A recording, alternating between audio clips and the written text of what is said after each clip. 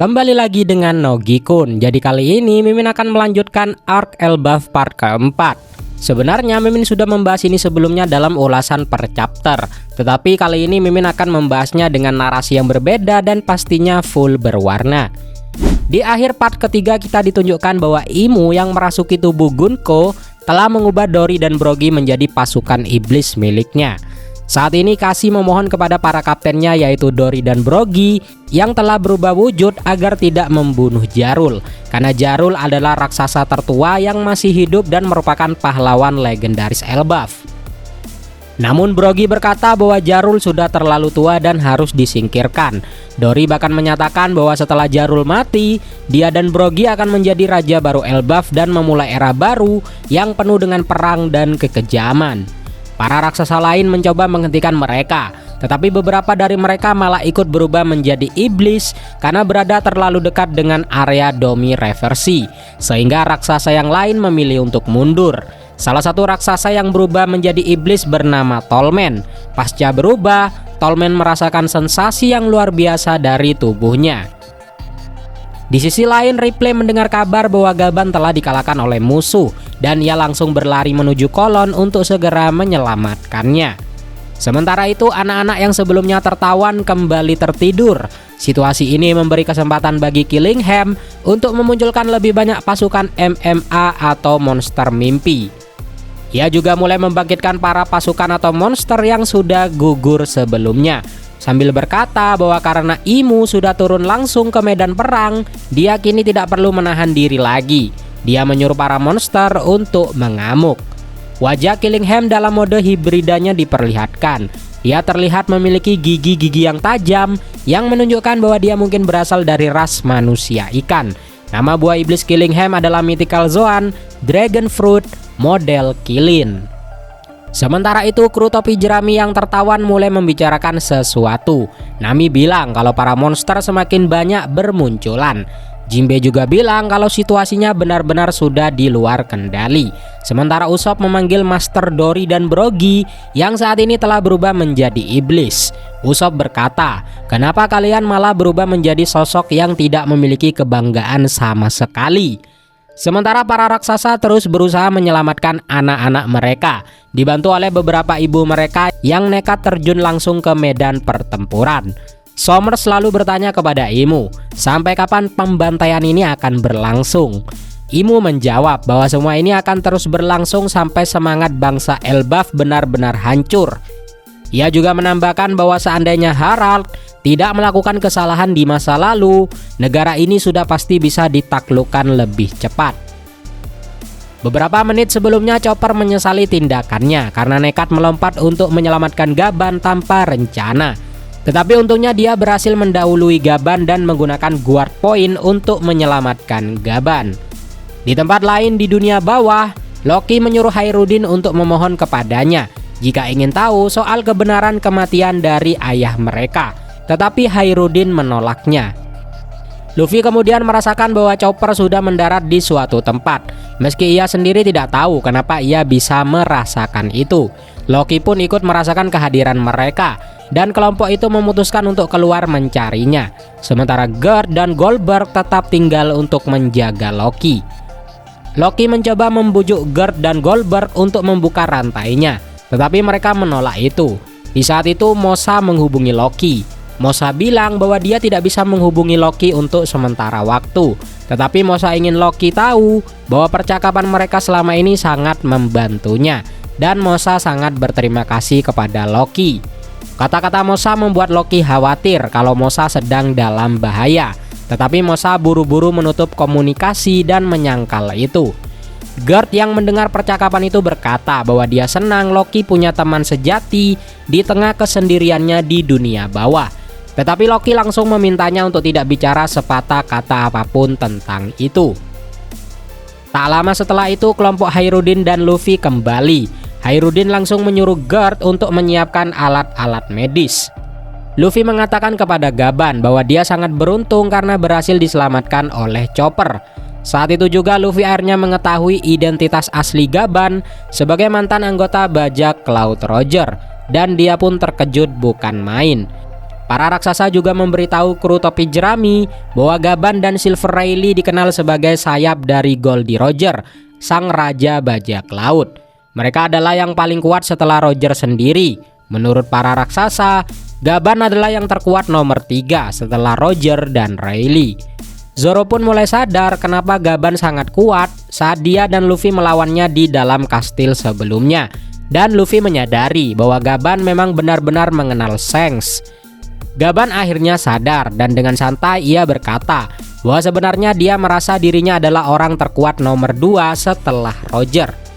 Chopper kemudian menceritakan kepada yang lainnya tentang apa yang terjadi di dunia matahari. Saat itu juga mereka semua merasakan ledakan haki yang sangat kuat dari Imu. Gaban langsung terlihat cemas. Hairudin memerintahkan krunya untuk kembali ke lift dan bersiap kembali ke dunia matahari. Luffy pun bersiap untuk ikut mereka dalam serangan balik. Di sisi lain Loki hanya tertawa. Dia menyadari bahwa kekuatan haki yang mereka rasakan itu adalah alasan yang cukup untuk melepaskan dirinya. Para anggota bajak laut prajurit raksasa baru kecuali Hairudin dan Gerd mulai menyiapkan alat transportasi untuk membawa semua orang ke dunia matahari. Sementara Chopper meminta untuk tetap tinggal agar bisa merawat luka dari Gaban. Dan Luffy menyetujuinya. Gaban kemudian memberitahu Luffy bahwa kesatria suci itu bukanlah makhluk abadi dan rahasia untuk mengalahkan mereka ada pada cara menggunakan Haosoku Haki. Luffy berterima kasih atas informasi itu dan ia berjanji akan menyelamatkan anak Gaban serta semua orang di dunia matahari. Loki juga berterima kasih karena penjelasan itu membantunya memahami cara menggunakan kekuatannya dengan lebih baik. Hal ini juga mengindikasikan kalau Loki juga punya Haosoku Haki. Loki kembali meminta Hairudin untuk membuka borgolnya, tetapi Hairudin tetap menolak itu. Gaban lalu berkata bahwa ada anggota kru Luffy yang bisa menggunakan Haosoku Haki. Sanji mengira dirinya lah yang dimaksud oleh Gaban, tetapi ternyata Gaban menunjuk Zoro. Namun Zoro tidak sadar kalau dia memilikinya. Padahal Luffy sudah tahu sejak awal karena dia bisa merasakannya. Dan Luffy heran kenapa Zoro tidak menyadari jika ia memiliki Haosoku Haki. Gaban lalu menegur Zoro dengan ketidaktahuannya dan berkata bahwa Zoro harus belajar mengendalikan Haosoku Haki dengan sadar kalau dia ingin terus mendukung seorang Yonko seperti Luffy. Zoro pun meminta maaf dengan malu. Sementara Sanji penasaran dan bertanya kepada Gaban apakah dia juga memiliki Haosoku Haki. Di sisi lain Loki mulai marah karena Hairudin lebih memilih orang luar untuk menyelamatkan Elbaf daripada dirinya. Tetapi Hairudin tidak percaya kepada Loki karena Loki tidak bisa dipercaya setelah ia dulu berkhianat kepada Elbaf dan malah bekerja sama dengan pemerintah dunia. Lalu Luffy mencoba menghentikan pertengkaran itu dengan mengajak Loki bergabung di krunya. Tetapi Zoro dan Sanji langsung menolak karena tubuh Loki terlalu besar untuk kapal mereka dan dia makan lebih banyak daripada Luffy. Tetapi Luffy tetap yakin Loki cocok untuk menjadi krunya karena negara Elbaf sendiri sudah menolak Loki dan Loki kelihatannya orang yang baik. Sayangnya Loki juga menolak ajakan dari Luffy karena dia tidak ingin menjadi bawahan orang lain, apalagi manusia kerdil seperti Luffy. Hairudin menyadari insting Luffy untuk mempercayai Loki, tetapi dia tetap tidak membiarkan Loki ikut karena Loki sudah dijatuhi hukuman mati. Sebelum Hairudin dan Luffy menuju ke elevator, Gaban memerintahkan Hairudin untuk membebaskan Loki. Hairudin bertanya apakah alasannya, padahal Loki punya masa lalu yang sangat kelam. Hairudin bilang 14 tahun yang lalu Loki membunuh 113 penjaga kastil, lalu membuat Jarul sekarat dan membunuh Harald. Menurut Hairudin, Loki adalah kriminal terburuk yang ada di Elbaf. Gaban pun tahu akan hal itu, tetapi ia mengungkapkan bahwa ia dan Shanks berada di Elbaf saat Harald terbunuh. Dan mereka merasakan kehadiran haki yang tidak biasa pada hari itu, meski mereka tidak melihat kejadian pastinya. Penjelasan ini membuat Hairudin menyuruh krunya pergi tanpa dirinya. Luffy juga menyuruh Zoro dan Sanji pergi agar dia bisa mendengarkan lebih lanjut tentang Shanks. Setelah mereka pergi, Gaban meminta Loki menceritakan semuanya dan Hairudin memberinya waktu 3 menit untuk mengatakan kebenaran. Loki akhirnya setuju meskipun dia memperingatkan bahwa hari itu adalah hari yang sangat mengerikan. Flashback 14 tahun yang lalu, Loki dan Jarul dipanggil ke istana Aurus oleh Raja Harald. Loki heran kenapa ayahnya memanggilnya. Dia tidak tertarik mendengarkan Harald yang sekarang berpihak kepada pemerintah dunia. Apalagi pemerintah dunia yang telah membunuh Rox, idola dari Loki. Lalu Jarul menyuruh Loki untuk menurunkan suaranya. Tetapi Loki malah menyalahkan sikap pasif Jarul sebagai alasan mengapa Elbaf dipenuhi anak-anak yang lebih suka damai daripada bertarung. Jarul menjawab bahwa dia tidak masalah dengan zaman yang damai ini, selama anak-anak dan cicitnya aman. Sesampainya di depan ruang tahta, mereka mendengar suara dari dalam. Loki menendang pintu dan segera masuk, tetapi ia terkejut dan ngeri melihat kondisi dari ayahnya. Harald ditikam oleh para pengawalnya sendiri. Sementara itu di rumah Gaban dan Seng sedang berendam santai di bak mandi yang dibuatkan oleh Ripley. Mereka mengobrol santai tentang waktu yang telah berlalu. Seng berkata bahwa awalnya ia ingin membentuk kru bersama Bagi dan menjalani hidup santai. Tetapi Elbaf ternyata banyak memberinya pelajaran. Gaban menyebut Seng sebagai anak takdir, jadi Seng tidak perlu terlalu khawatir soal masa depannya. Setelah mandi, Gaban bertanya, apakah Seng tahu sesuatu soal Harald? Seng bilang ia pernah bertemu Harald di Merijoa. Mereka berdua cukup akrab, tetapi ada hal yang sepertinya tidak bisa dibicarakan di Merijoa, dan Seng berharap bisa membahasnya sekarang sebelum terlambat. Panel selanjutnya narator mengungkapkan kalau pada hari di mana Seng bertemu dengan Gaban, pembantaian di kastil istana Aurus sedang terjadi. Raja Harald yang baik hati kehilangan nyawanya. Seseorang telah mengunci kastil dari luar, sehingga para pengawal tidak bisa keluar. Dan pada akhirnya para pengawal terbunuh semua. Jarul terkena serangan di kepalanya. Sejak itulah semua orang percaya kalau Loki adalah yang membunuh Harald dan para pengawalnya. Lalu muncul sosok siluet yang menemukan buah iblis terlarang yang diwariskan di Elbaf. Lalu flashback di dalam flashback pun muncul, dimulai 109 tahun yang lalu, untuk menjelaskan bagaimana Harald menjadi raja yang dicintai oleh rakyatnya. Saat itu bajak laut prajurit raksasa dikenal sebagai bajak laut paling ditakuti di dunia. Tetapi ada satu sosok yang lebih ditakuti dibanding mereka, yaitu Harald, yang menjadi raja di usia 45 tahun atau sekitar 15 tahun usia manusia. Dulu, Harald adalah sosok yang sangat menyebalkan, yang suka mempermainkan manusia dan bawahannya hanya demi sebuah hiburan. Sebagai seorang pangeran, Harald menghabiskan masa kecilnya bersama Dori dan Brogi. Kepribadiannya yang manja dan kasar saat dewasa berasal dari tubuhnya yang besar. Harald memiliki darah raksasa kuno dan kekuatannya yang sangat luar biasa, serta darah bangsawan yang dimilikinya, membuatnya merasa bisa melakukan apa saja sesuka hatinya. Suatu hari saat berlayar melewati sebuah kerajaan bernama Bun di dunia baru, ia melihat seorang raksasa perempuan bernama Ida yang dijadikan tontonan di sirkus. Mengira Ida diperlakukan tidak adil, Harald langsung menghancurkan kota itu dan membawa Ida naik ke kapalnya. Tetapi yang mengejutkannya, Ida menampar Harald dan memaksanya untuk kembali ke kota tersebut. Ida menjelaskan bahwa justru penduduk kota itu telah menyelamatkannya saat ia terdampar, dan ia bekerja di sirkus sebagai cara untuk membalas kebaikan dari mereka. Dengan marah, Ida berkata bahwa dirinya memang lebih besar daripada manusia, tetapi ia tidak pernah merendahkan mereka. Justru kesombongan seperti itulah yang membuat para raksasa dipandang buruk oleh para manusia. Perkataan Ida sangat menyentuh hati dari Harald. Ia pun menyadari kesalahannya dan memutuskan untuk kembali ke kota. Lalu Harald membantu memperbaiki kota yang sudah ia rusak. Selama proses itu, Harald mulai menikmati waktunya bersama para manusia dan belajar banyak dari mereka. Ida juga mengungkapkan bahwa ia bukan berasal dari Elbaf seperti yang selama ini dipikirkan Harald dan penduduk kota. Ida berasal dari pulau Samuanai di South Blue. Harald yang sudah jatuh cinta kepada Ida mengajak Ida ikut bersamanya kembali ke Elbaf. Dan ternyata Ida juga mencintai Harald dan membuat kru kapal terkejut. Beberapa tahun kemudian Harald menyatakan keinginannya untuk menjelajahi dunia dan menebus semua kesalahan masa lalunya.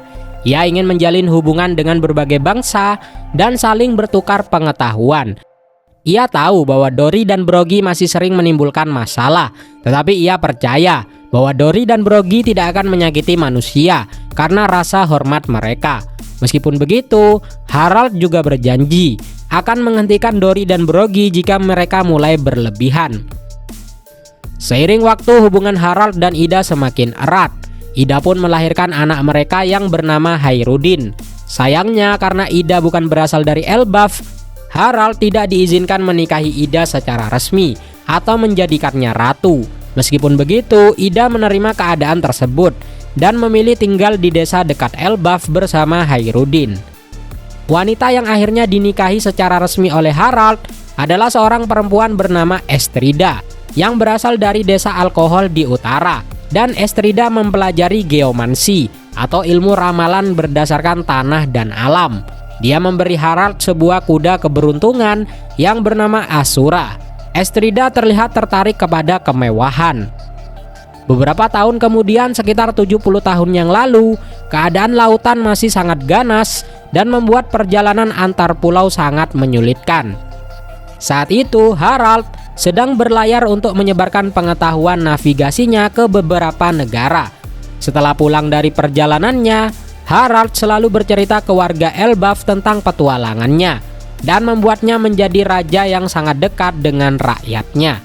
Saat itu Harald menceritakan pengalamannya ke pulau manusia ikan dan menceritakan sosok pangeran yang lahir bernama Neptune. Lalu 63 tahun yang lalu Estrid melahirkan anak mereka yang bernama Loki. Tetapi saat melihat mata Loki yang tidak biasa, Estrid merasa jijik dan menyebut bayi itu sebagai monster terkutuk. Ia memerintahkan kerajaan untuk menyebarkan kabar bahwa Loki lahir dalam keadaan meninggal. Narator mengungkapkan, ketika sang pangeran Elbaf mengulurkan tangannya ke atas, tak ada satupun yang meraih tangan mungilnya itu. Lebih parah lagi, Estrida membuang Loki ke dunia bawah dan menyuruh semua orang mengaku bahwa ia tidak pernah melahirkan. Estrida juga merencanakan kembali ke kampung halamannya agar ia tidak perlu mengandung lagi. Namun yang membuatnya terpukul adalah saat ia mengetahui bahwa Loki ternyata masih hidup dan Loki bahkan sedang memanjat pohon menuju ke dunia matahari lagi. Beberapa waktu setelah kelahiran Loki, Estrida jatuh sakit. Di ranjang kematiannya, ia mengaku bahwa Loki harus disingkirkan karena ia meramalkan bahwa suatu hari Loki akan membunuh Harald. Meski saat itu tidak ada yang mempercayai Estrida. Di sisi lain, Harald mulai mengalami kesulitan dalam menjalin hubungan diplomatik dengan negara lain karena tekanan dari pemerintah dunia. Semua masalah yang dialami Elbaf pada akhirnya disalahkan sebagai kutukan dari Loki. Pada tahun itu juga Charlotte Linlin atau Big Mom membunuh Jorul. Elbaf dilanda bencana berulang yang membuat pertanian dan perikanan menjadi tidak berjalan. Negeri yang awalnya kaya sekarang kelaparan. Estrida terus mengklaim bahwa semua bencana itu adalah akibat dari kutukan Loki. Karena mereka tidak menyingkirkan Loki saat dia memerintahkan mereka untuk melakukannya. Namun beberapa raksasa mulai percaya bahwa itu semua hanyalah kebetulan. Bayi Loki mencoba mendekati ibunya, tetapi Estrida bahkan tidak mau menatap atau mengakuinya sebagai anak. Loki pun mulai hancur hatinya. Bencana yang terus-menerus terjadi membuat para raksasa saling menyerang demi bertahan hidup, dan korban jiwa pun semakin banyak. Semangat rakyat mulai runtuh, dan mereka pun perlahan mulai percaya kepada omongan Estrida soal kutukan Loki. Akibatnya seorang raksasa berusaha membunuh Hairudin karena dianggap sebagai saudara tiri Loki, dan menyalahkan Ida karena telah menggoda Harald. Untungnya Harald kembali tepat waktu dan menyelamatkan Hairudin serta Ida. Harald lalu memberitahu rakyatnya bahwa ia telah mendengar kabar tentang bencana Elbaf dari negara lain, dan ia pun meminta bantuan dari negara-negara sekutu. Lalu mereka bersatu untuk mengirim pasokan makanan agar semuanya bisa bertahan hidup. Sebagai balasannya, Harald berjanji dia akan membantu mereka jika suatu saat nanti dibutuhkan. Tak lama setelah Harald kembali, Estrida meninggal karena sakit.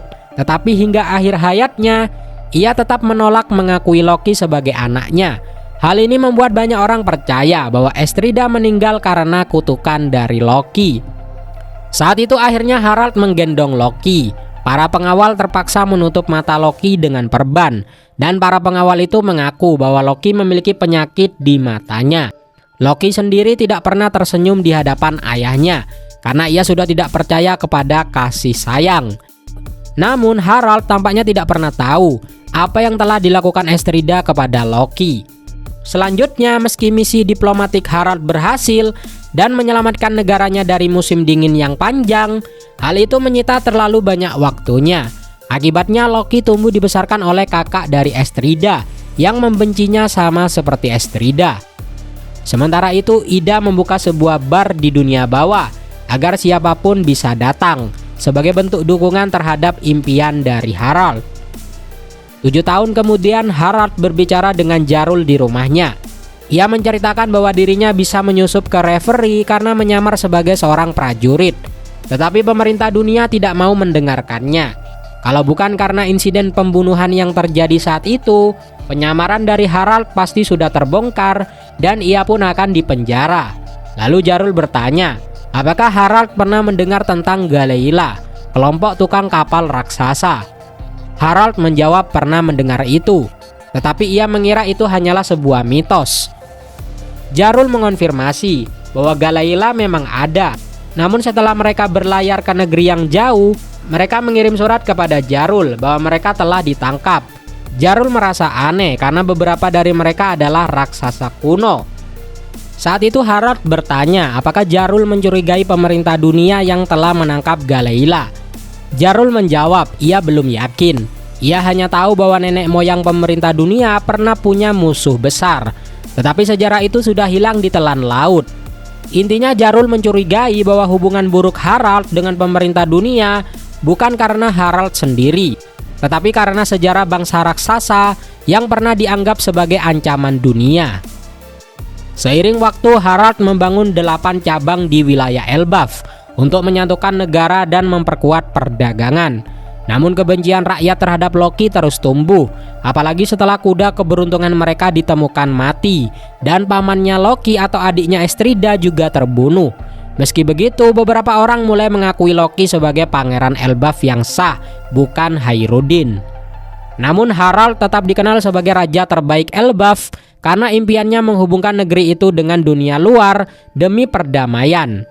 Setiap kali Harald pergi berkelana, Loki selalu menyerang desa-desa bersama pasukan binatang dari dunia bawah.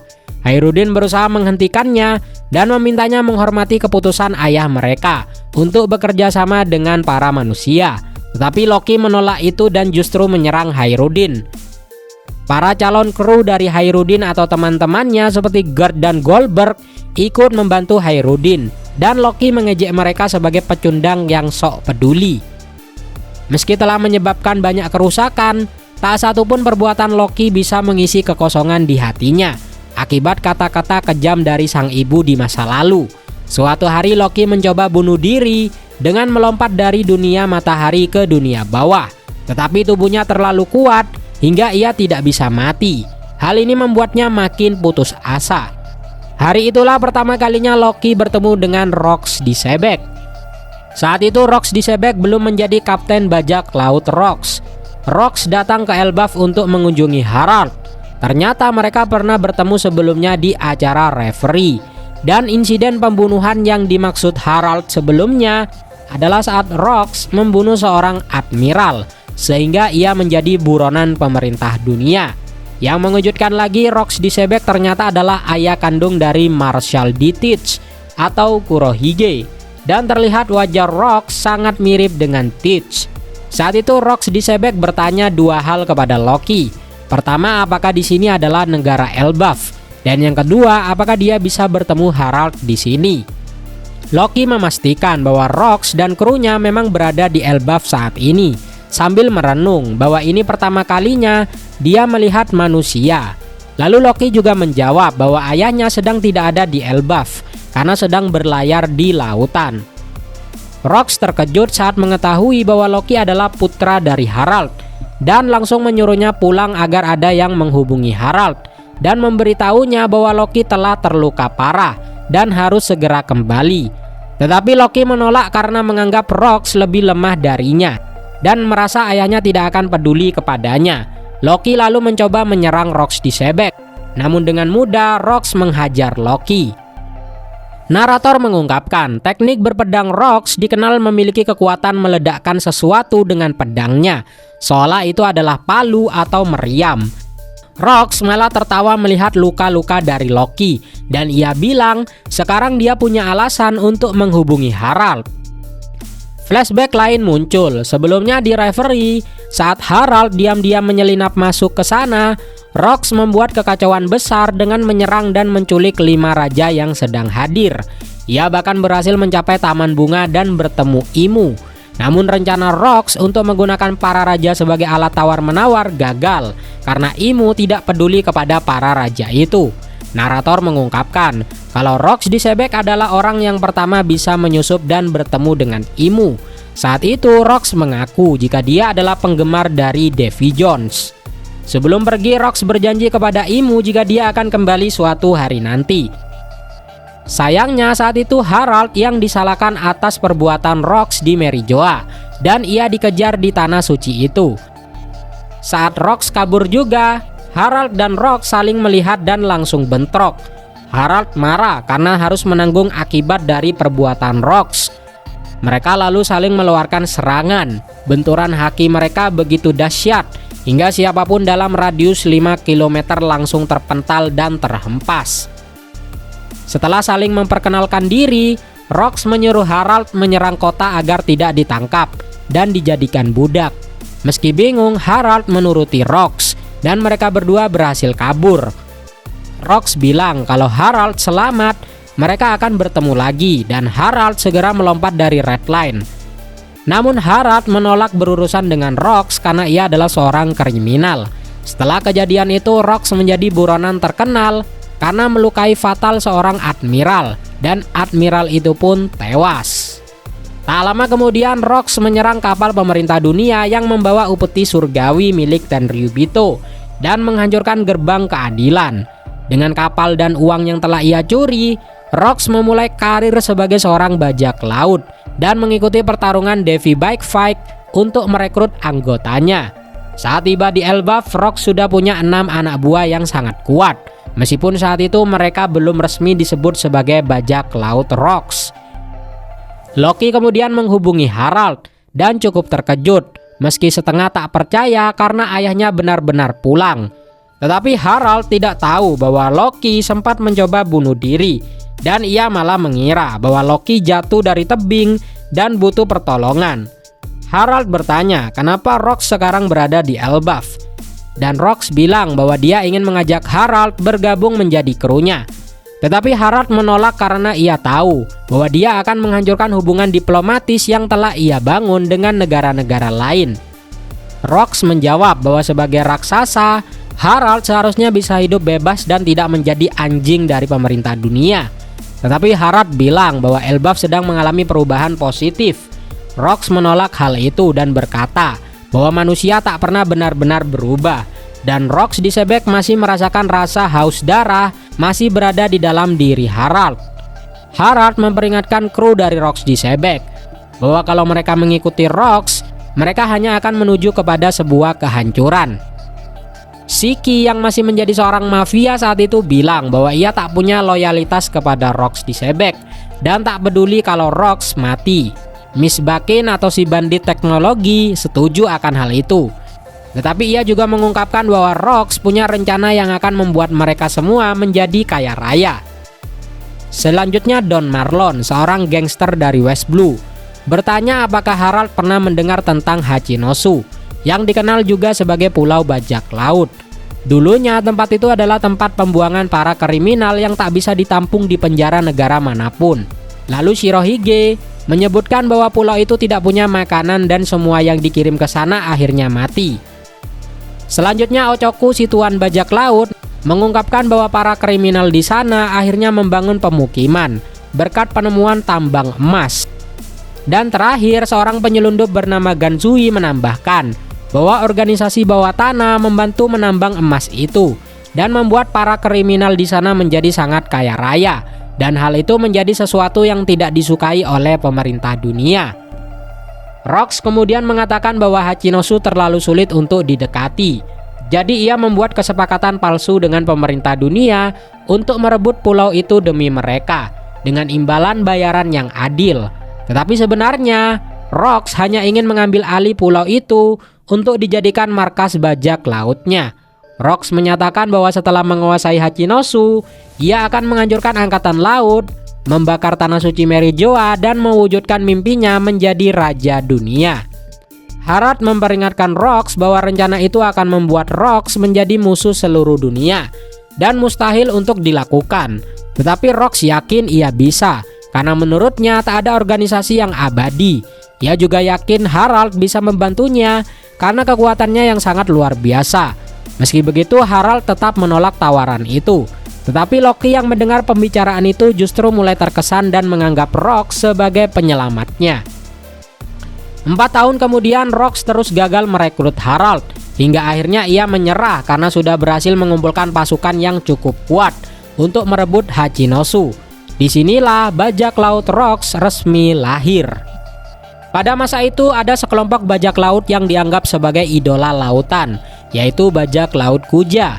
Mereka berasal dari pulau yang susah untuk dijangkau, yaitu Amazon Lily. Banyak pria termasuk para anggota Marine kesulitan menghadapi mereka, bukan hanya karena kekuatan mereka, tetapi juga karena kecantikannya. Kapten bajak laut Kuja saat itu adalah Gloriosa, yang saat ini dikenal sebagai Nenek Yon. Dia dikagumi oleh semua orang, bahkan oleh krunya sendiri.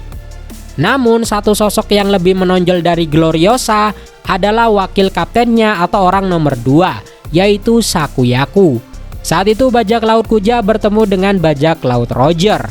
Sakuyaku ternyata begitu cantik dan karismatik, sampai-sampai Roger mencoba mendekatinya dan menjadikan Sakuyaku sebagai krunya. Lucunya, Gloriosa malah jatuh cinta kepada Roger, walau cintanya tak terbalas, dan hal itu sangat mengganggunya. Bahkan Roger dengan segala karismanya tak mampu menahan pesona dari Sakuyaku. Kecantikan dan kekuatannya membuatnya tak terkalahkan. Meski begitu, Sakuyaku selalu menegaskan bahwa dirinya tidak akan pernah jadi milik siapapun. Satu-satunya pria yang tidak mempermalukan diri di hadapannya adalah Silver Rayleigh, yang diam-diam menarik perhatian dari Sakuyaku. Namun saat itu kapal angkatan laut mendekat. Ada satu orang yang bisa membuat Roger kehilangan akal, yaitu rivalnya, Garp. Saat Roger diberitahu Gaban kalau kapal dari Garp mendekat, dia langsung mengubah rencana dan berusaha melawan Garp. Lalu mereka bertarung dengan sengit. Benturan Haosoku-haki terjadi saat Garp melawan Roger. Narator mengungkapkan kalau Rocks, Roger, dan Garp akan dikenal sebagai legenda di era besar bajak laut. Namun di masa ini, darah mereka penuh dengan semangat dan hasrat anak muda. Sementara itu, Gloriosa tetap memendam rasa cintanya kepada Roger, walau selalu diabaikan. Tetapi pada akhirnya, Gloriosa harus mundur sebagai kapten karena ia terkena penyakit cinta. Dan Sakuyaku pun menggantikan posisinya, yang justru makin membuat Sakuyaku semakin populer. Di sisi lain, di Elbaf, Loki mencoba berlayar ke laut tetapi ia nyaris tenggelam. Orang-orang yang melihatnya ragu untuk menyelamatkannya karena reputasinya yang buruk. Peristiwa ini membuat Harald kembali untuk menjenguknya. Sementara Ida marah karena orang-orang rela membiarkan Loki mati hanya karena sikapnya itu. Ida percaya sifat agresif Loki hanyalah topeng dari kesendiriannya. Ida menawarkan Loki untuk tinggal bersamanya dan Hairudin, tetapi Loki menolak itu. Ia menuduh Ida hanya ingin memanfaatkannya demi hidup mewah di istana. Tuduhan itu membuat Hairudin dan Harald marah, tetapi Ida tetap sabar dan tidak pernah membenci Loki, karena baginya Loki hanyalah anak yang sedang terluka hatinya. Loki mengatakan bahwa ia membenci negara Elbaf dan orang-orangnya karena dianggap lemah. Ia ingin berlayar seperti Rocks di Sebek dan hidup bebas. Sayangnya setiap kali Rocks datang ke Elbaf untuk merekrut Harald, Loki selalu meminta ikut dengan Rocks, namun dia selalu ditolak mentah-mentah oleh Rocks di Sebek.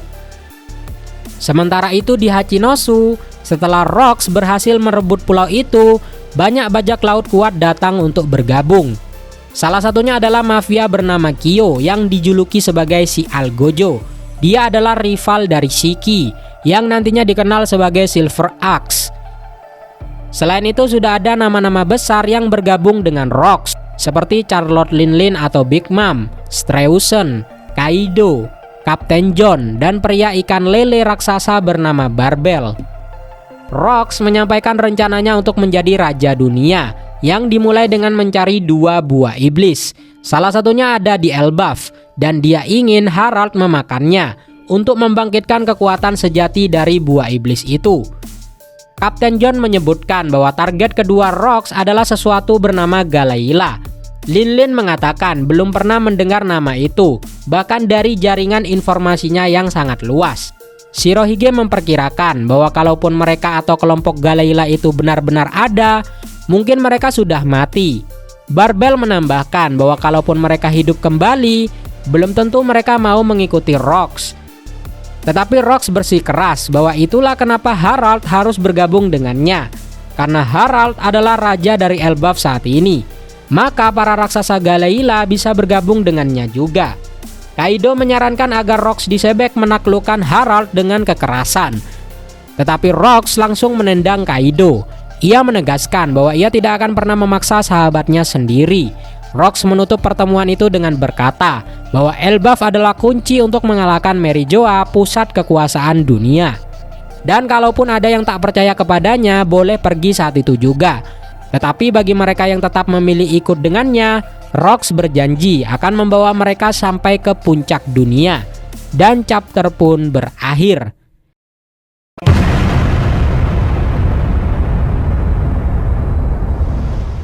Kira-kira bagaimanakah kelanjutan kisahnya? Apakah flashback dari Rocks disebek akan Oda ceritakan sampai kejadian di God Valley? Hal ini pasti seru untuk dinantikan. Oke, segitu dulu aja alur cerita kali ini. Akhir kata, Mimin pamit, undur diri, adios.